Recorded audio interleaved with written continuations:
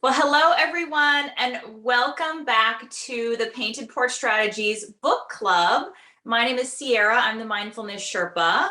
And go ahead and introduce yourself, guys. Ladies first. Thanks. I am Amy. I am the Painted Porches founder and chief evolution officer. And I'm Rob. I'm the MC, or Master of Communication.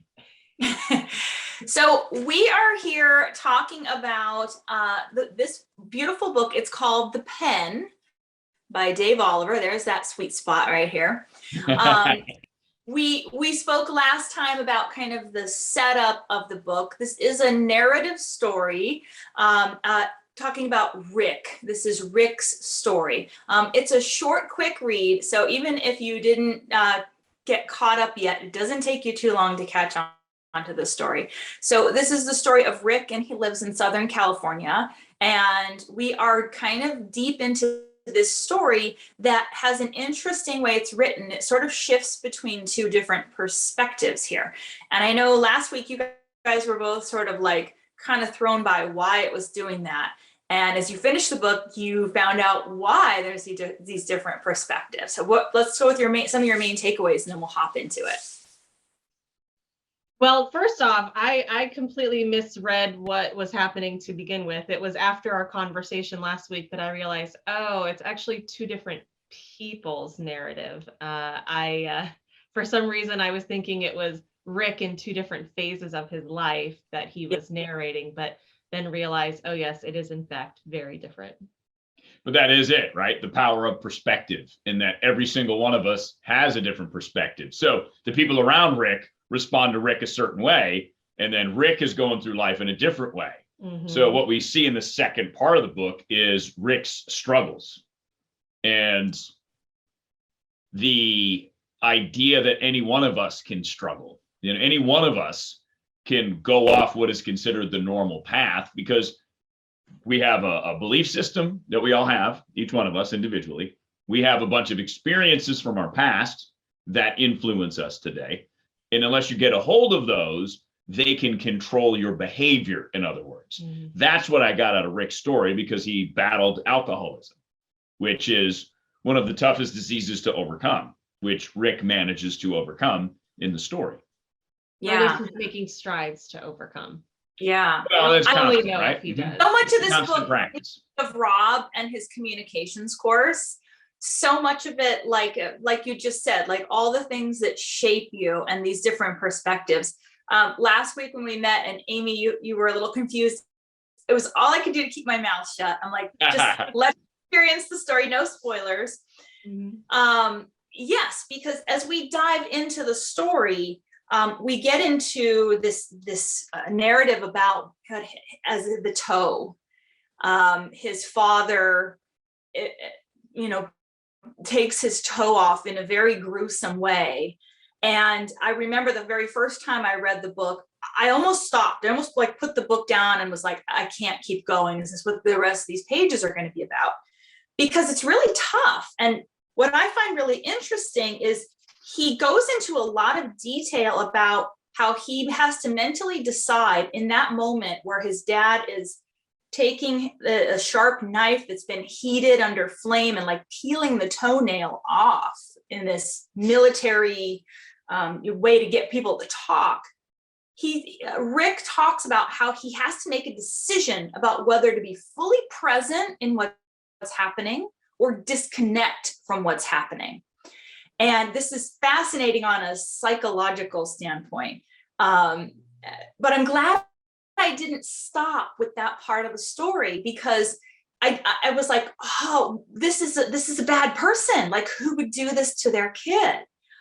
But as you see the perspectives that come through, you start to look at Rick's father in another way. And while it's not necessarily forgivable about the toenail, is his father had his own set of circumstances and belief systems that were in place, right or wrong. And we get the narrative from his father from the other side. So another perspective of his father, but also his father has another perspective in the story. That's basic human interaction, especially when you're a parent or when you're really close to someone, is you're taking your both experiences and combining them together and doing what you think is right at the right time. And then that has it's like a pebble in a lake. You drop the pebble in a ripple effect.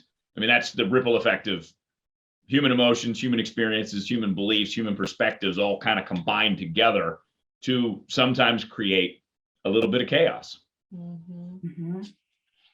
Or Amy had a story about the ham, like to perpetuate, if this, we've always cut off the ham this certain way in our family, the things that perpetuate because of that energy or that ritual. Yeah.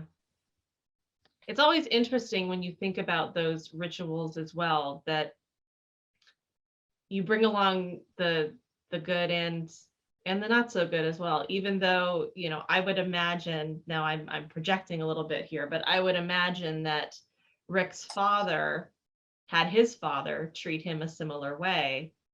And, what was Gil, I think? Gil.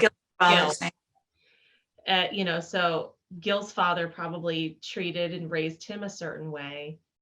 I am sure Gil did not necessarily appreciate all of the things that his father did to him, and yet somehow unconsciously we often bring those forward. So Gil is, possibly in some ways perpetuating the same sufferings that he endured onto his son Rick to try to I would actually disagree. I actually think, remember what we learned about Gil? Gil was in the military and Gil's a cop. I actually think that this is behavior and PTSD, if you will, from some of those scenarios, because he does talk about this being like a way that they tortured people in the Philippines, right? And if you've ever been close to anybody who's seen things like that, you never really move on from that. Yeah. So I actually think it was more experiential in his adulthood, which sucks equally as bad as your parent treating you that way. But it still shapes your behavior. So whether it's ingrained from childhood or adulthood or the two combine. So if Gil has a past, right, as we all do, meets his present, and it's just, again, that chaos. So you have, an upbringing, and then you have your military experience and your cop experience. And yeah, that's true. Like, talk to any cop that served on the street for 5 years, 10 years, 20 years. They have a different view of humanity than most people, because they often get called to tragic situations where there's criminal activity, maybe there's death, maybe there's domestic violence, maybe they're shot at some point. It warps your perspective because you spend most of your time doing that. Yeah. And I think that military life is all in, when you think about that. So you're a soldier. You can go on leave, but typically at the beginning of your military career, you're on base, you're training, you're continuing your training, maybe you're deployed somewhere. And it's this constant, we've got 4 years of your life. If you're new, another 4 years. So that is sometimes difficult to turn off. Yes, or manage, right? Because what we say here at Painted Porch Strategies, one of the big keys to life is being able to manage your emotions, manage your belief system so that it doesn't control you. Yeah. You control it. Yeah, and when this incident in the book happened, they even talk about how his father at that moment is at a certain place of being drunk, where he's still coordinated enough to carry something out, but drunk enough to think that this is the best idea ever. So you've got that kind of clouding, which, as we learn in the story, everyone in his family struggles with a chemical addiction.